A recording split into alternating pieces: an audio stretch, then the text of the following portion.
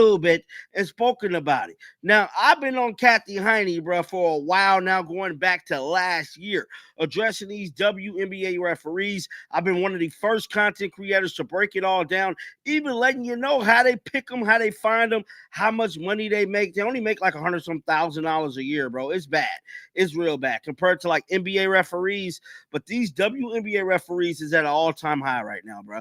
I mean, they is simply annihilating the game of basketball. The Sports Broadcasting Network continues its pattern of injecting racial dynamics into athletic discussions rather than focusing purely on basketball performance and sporting achievements. Through calculated messaging or deliberate editorial choices, the network consistently attempts to ignite racial controversies within professional sports coverage. The current strategy involves drawing parallels between Caitlin Clark's situation and Cooper Flagg's upcoming NBA entry as the top draft selection acquired by Dallas this week. Flagg's potential popularity in professional basketball seems likely, assuming his skills translate effectively to the higher level. A significant distinction exists between Clark and Flagg's circumstances. Clark remained in collegiate basketball extensively, developing a substantial supporter base that subsequently followed her professional transition. Which is true.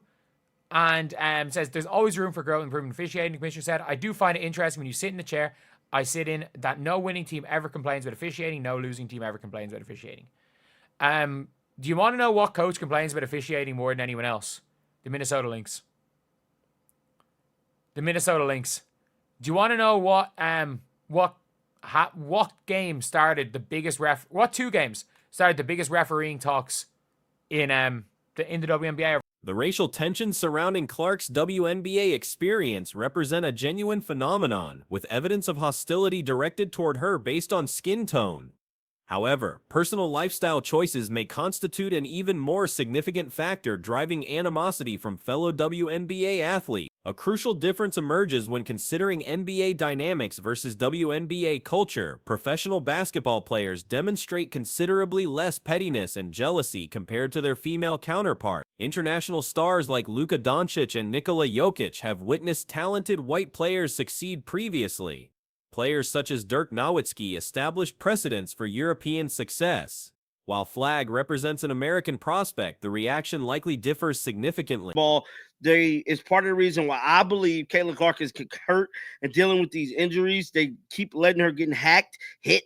Basically, UFC fought on a basketball court. And with all that being said, let's head on over to X to look and see what has come out. Now, man, just like I told y'all, bro, there has been a lot of stuff going on all season long dealing with these WNBA referees.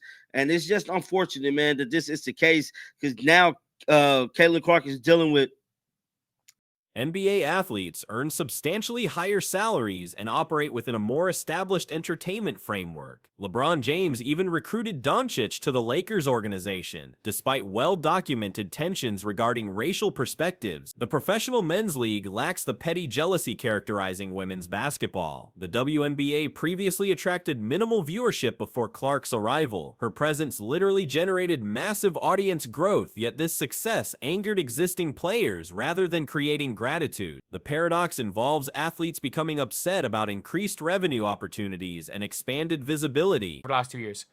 The Indiana Fever versus the Chicago Sky when Kennedy Carter hip checked Caitlin Clark. Who won that game? The Indiana Fever. And the Indiana Fever versus Connecticut Sun, where they basically mauled Caitlin Clark and got away with it. They played pinball with her. And what happened? Who won that game? The Indiana Fever. The Indiana Fever. It is. Statistics confirm Flagg's historic significance as the first American-born white player selected first overall since Kent Benson in 1977. His popularity already rivals Larry Bird's impact among American-born white basketball players. Other talented white players like Chris Mullin achieved Hall of Fame status and considerable popularity, yet Flagg's circumstances appear unique. The broadcasting network hopes to manufacture similar racial controversies surrounding Flagg's career trajectory. Media coverage actively contributed to Clark's difficulties by defending established WNBA veterans while attacking her supporters and fan base. Yet another injury. So shout out to Correlation over on Twitter. This is who actually retweeted this where I found it at. She stated, get Cathy out of here. The job is too big for her now. This isn't normal ref complaints. Win or loss, there is genuine incompetence with WNBA referees. The team, players, fans have been complaining about Cathy not effing embarrassed watching this display night after night. Now, Peter Rosenberg, associated with both the network and Hot 97 Radio in New York, exemplifies problematic commentary approaches. His background includes surrounding himself with diverse colleagues to demonstrate progressive credentials and social awareness. His wrestling entertainment hosting and perceived basketball expertise contribute to inflammatory discussions. Rosenberg's commentary directly attempts to create racial conflict around Flag while connecting these manufactured tensions to Clark's legitimate struggles. His approach represents the network's singular strategy, identifying opportunities to introduce racial elements into sports coverage. Is straight up the situation where every single team knows how bad the refereeing is. There is a problem in the league, and it's like everybody knows there's a problem in the league. You have got like people going on ESPN that are like have been involved with the league for years, and they're like, the problem with the league isn't that there's no physical, isn't even the physicality. It's like where the physicality is, and it's like no one complains if you. The commentary becomes particularly ridiculous when considering that athletic success stems from dedication, training, and supportive family environments rather than racial characteristics. Parents who consistently challenge their children to seek higher competition levels deserve recognition for developing exceptional talent. Without live sporting events, the broadcasting network would likely cease operations entirely. Their programming quality continues declining, with studio shows experiencing significant ratings drops and increasingly poor content quality. The observation about WNBA demographics highlights the absurdity of manufactured controversies. Only one white player currently moves viewership metrics significantly, making racial comparisons particularly hollow. Statistical evidence overwhelmingly demonstrates Clark's transformative impact on league popularity and financial success. this is what was said. So, a difference of opinion. Is there a problem? Players and coaches obviously think so, but Cathy isn't so alarmed about basketball in general. It's considered difficult to officiate given all the athletic bodies moving in a confined space, particularly around the basket. Now, Cathy went on to say this: there's always room for growth and improvement in officiating. Yeah, you kind of got a point there, but you're Flag's potential impact likely won't reach Clark's transformative levels, nor will he face comparable hostility. NBA players' substantial salaries and established television contracts create different competitive dynamics. While Flag may generate ratings increases, the dramatic viewership jumps seen in women's basketball seem unlikely. If significant audience growth occurs, NBA players might experience jealousy, yet respect typically follows demonstrated performance. Larry Bird faced similar challenges during his era, which influenced suggestions for his involvement with Indiana Fever coaching. His experience navigating racial tensions, combined with similar playing styles and Indiana connections, created logical mentoring opportunities. Allow physicality in the post. No one's complaining if you're allowing physicality between bigs trying to fight it out. Like, that's basketball.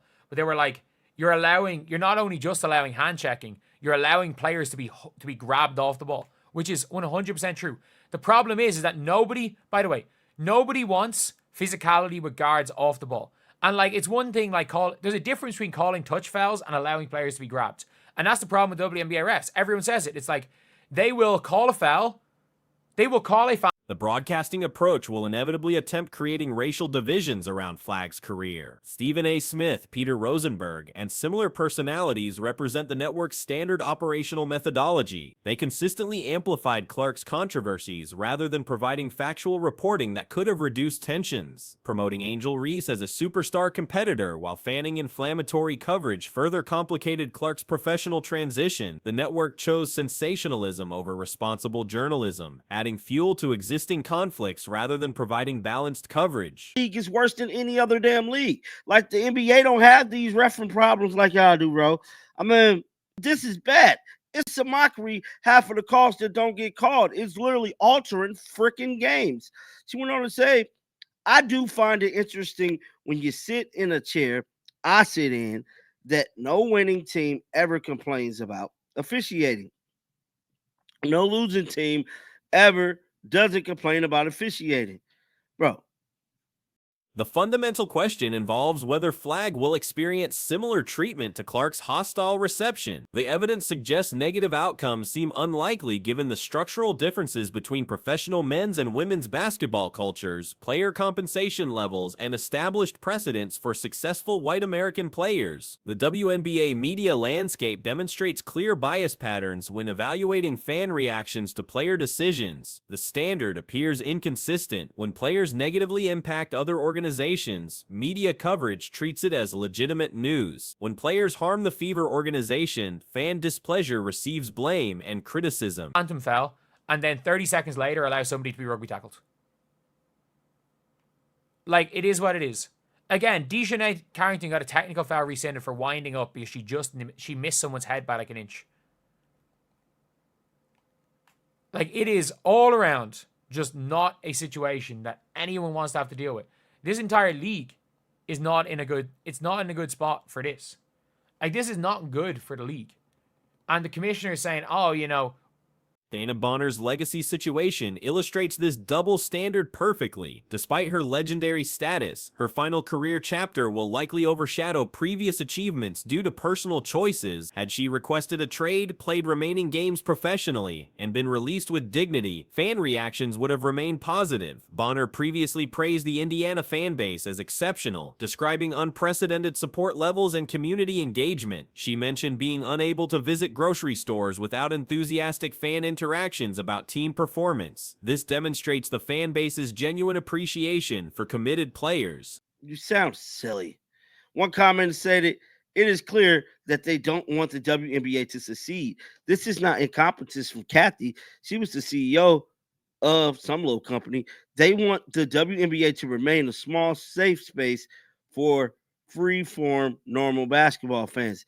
Cathy is international embarrassment. Yes, fans in other countries are calling her out. So it looked like it's not just people here in the United States. Fan loyalty typically remains strong when players demonstrate maximum effort, regardless of performance limitations. Natasha Howard exemplifies this principle despite obvious skill deficiencies, as fans recognize her dedication. Her contract situation may mirror Erica Wheeler's trajectory. Wheeler's example proves fan appreciation for veteran leadership despite declining performance. She supported Caitlin Clark consistently, accepted reduced roles gracefully, and became highly popular league-wide after transitioning to Seattle. Her current success validates the Indiana fan base's judgment. Bonner received extensive opportunities from Fever supporters even during poor performance periods. Her decision to abandon the team naturally generates anger among fans who invested emotional support. The WNBA media cannot legitimately regulate fan emotional responses to player actions. like, basically saying, you know what, this isn't a big deal. It's just people complaining when they lose. Like, it's not as simple as that. It's not as simple as that. Like, it's absolutely not as simple as that, because if you guys have seen the teams that are complaining, Cheryl Reeve complains more than anyone else. Are the Lynx losing? No, they're the best team in the WNBA. Like, what are we doing? What are we doing, lads? What are we doing?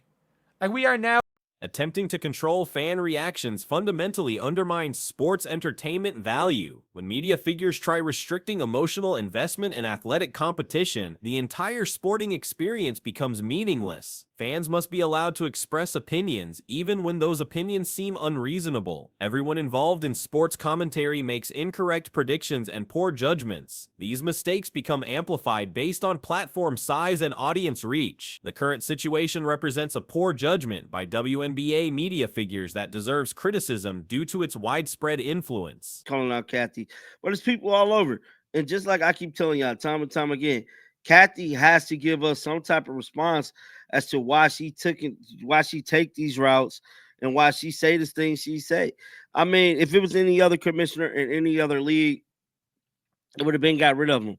There is a reason why they like Cathy, why they stick with her, and why they want her to succeed. But one thing I can say is these WNBA referees The quoted sentiment about players who don't want to participate reflects legitimate fan frustration. Similar situations occur across professional sports. Miami Heat supporters will likely oppose Jimmy Butler due to his behavior, while Philadelphia fans despise Ben Simmons for comparable reasons. Media coverage shows remarkable bias, with almost no balanced perspectives available. Christine Brennan represents one of the few commentators willing to criticize Bonner's actions. Clear biases exist both supporting and opposing Clark, yet few truly neutral voices provide balanced analysis. Social media differs significantly from traditional media because content creators typically acknowledge their biases openly rather than claiming objectivity. Fan channels clearly state their preferences, making bias transparent rather than hidden behind professional journalism claims. So essentially saying, you know what, like, it doesn't really matter. It doesn't really matter how, like, that players are complaining, or that teams are complaining, that coaches are complaining, that fans are complaining. We don't care, you know. Oh, they're just complaining because they're losing. Man, like, the biggest, by the way, I'm trying to think of Fever games Fevers have lost. The games Fever have lost. Again, with Caitlin Clark, no one's really complaining about the refs in the Aces game. Did the referees make... Most content creators face blocking from establishment media figures who cannot tolerate alternative perspectives. The irony involves these same media personalities blocking critics while claiming moral authority over fan behavior and emotional responses. Bonner's Hall of Fame credentials remain unquestionable, yet this doesn't exempt her from criticism regarding her departure from Indiana. Fever fans have legitimate reasons for anger about her decision to leave the organization. Policing fan emotions essentially eliminates sports entertainment value. Athletic competition requires emotional investment from supporters, including the right to dislike rivals and criticize players who harm their preferred teams. Normal sports fan reactions include opposing players who negatively impact their organizations. Definitely need to be held accountable, bro, and something has to be done, like in a major, major way. And until something is done, this is what she's gonna have to deal with, and she's gonna have to put on her big girl pants and deal with this issue. Now, there is another issue that is going on because we all know Christine Brennan, right? Christine Brennan got this book coming out, and Christine Brennan has always been one to fire up the league.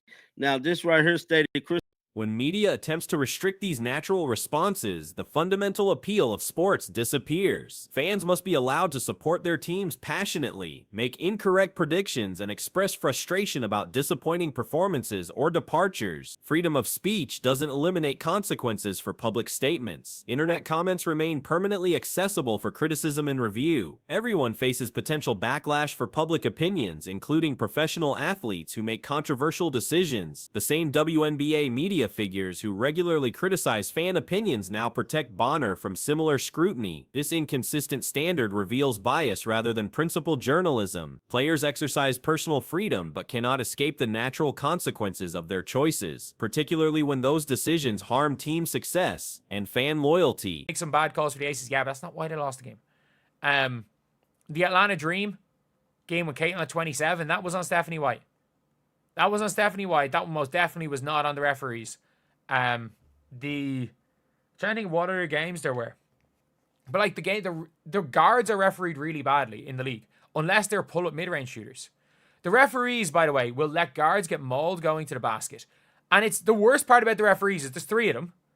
So one of the three referees is... Recent commentary from WNBA leadership exposed troubling perspectives regarding officiating concerns throughout the league. Commissioner Cathy Engelbert's statements about refereeing quality revealed problematic attitudes when addressing legitimate complaints from players and coaching staff. The commissioner's response to officiating criticism demonstrated concerning dismissiveness of actual performance issues. Her assertion that winning teams never complain about referees, while losing squads always voice concerns oversimplifies complex officiating problems affecting league credibility and competitive balance. The observation about winning teams avoiding officiating complaints contains obvious logical flaws. Teams benefiting from favorable calls naturally avoid criticizing advantageous treatment, while disadvantaged affiliated squads rightfully expressed frustration about inconsistent enforcement and missed violations. Indiana Fever consistently receives unfavorable treatment from game officials, experiencing questionable calls even during victories. Recent contests demonstrated repeated phantom fouls and mysterious violations that video replay clearly contradicted. Officials frequently called infractions where no contact occurred between players.